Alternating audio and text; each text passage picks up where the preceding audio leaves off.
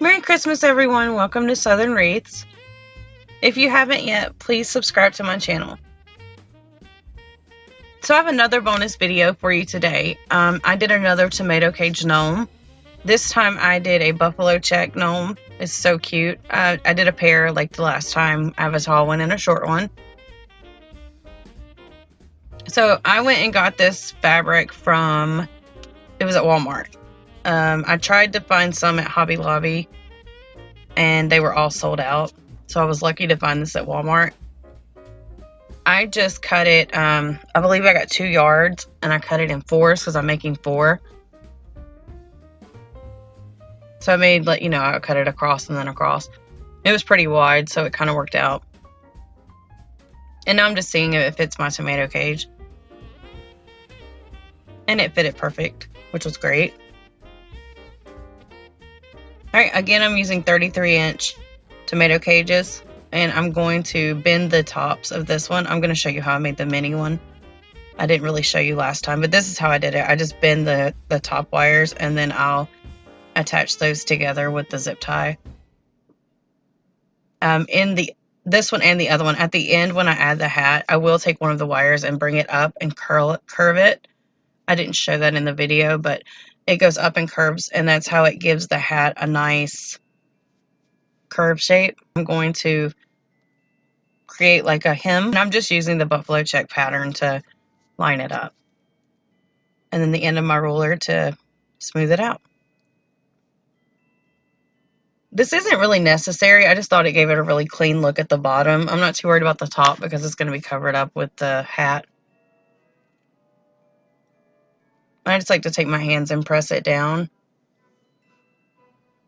Don't press too hard because you might get burned. After my hot glue cooled, I just decided to use a zip tie to attach the fabric to the frame. This just held it in place while I was wrapping.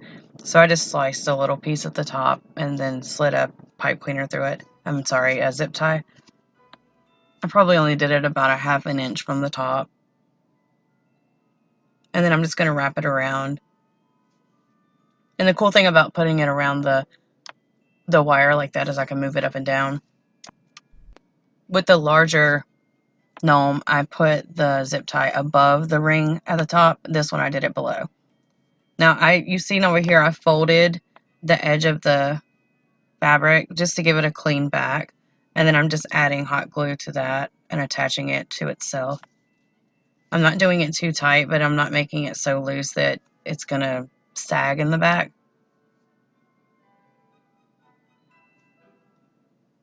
And then I decided to tack these together with the hot glue as well.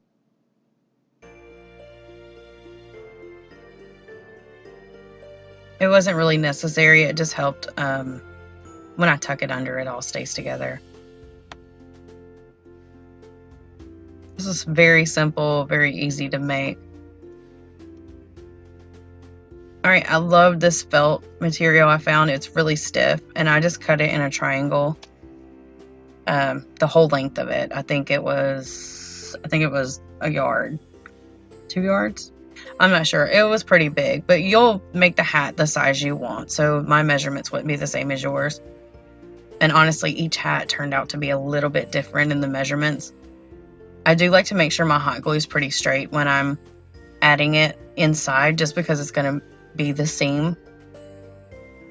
And once that dries and cools down, and you definitely want it to cool down, because if you don't, it'll just pop right apart when you're trying to pull it through. But I pulled it through, and then I used like a Sharpie, the end of a Sharpie, to push it through.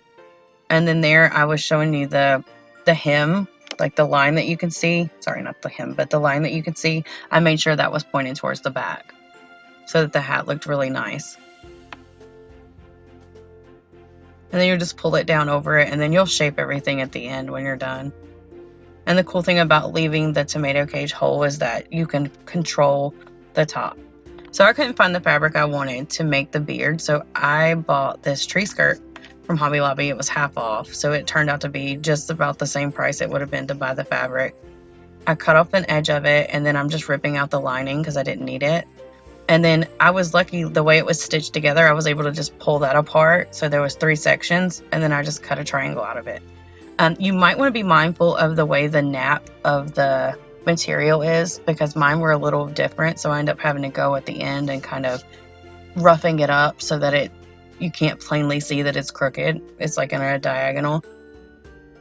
But I just hot glued it to the fabric on both sides. I did it underneath to the buffalo check, and then onto the hat as well. And it's very important to do it in the middle, because when you add your nose, I'm using like a giant wood bead, and it sags down. So I actually had to go back and lift up and put more hot glue there, because I had only glued it to the hat and I needed it to be glued to the fabric. And these are the beads I used. I got these at Hobby Lobby. They came in a 4-pack, which was lucky because I was making 4, and it had a flat part on the back. If you're good with, like, you know, hardware and stuff, you could probably just attach it somehow with a screw or something, but the hot glue worked great for me.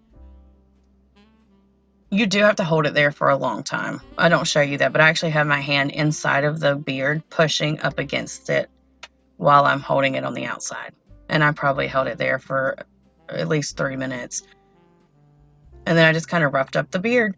And that's it. That's how I made my buffalo check gnomes. If you have any questions, please leave them in the comments below, or you can always email me at craftingwithlee@yahoo.com. Thanks so much for watching, and if y'all learned anything today, or if you like my videos, please like, share, and subscribe. Merry Christmas.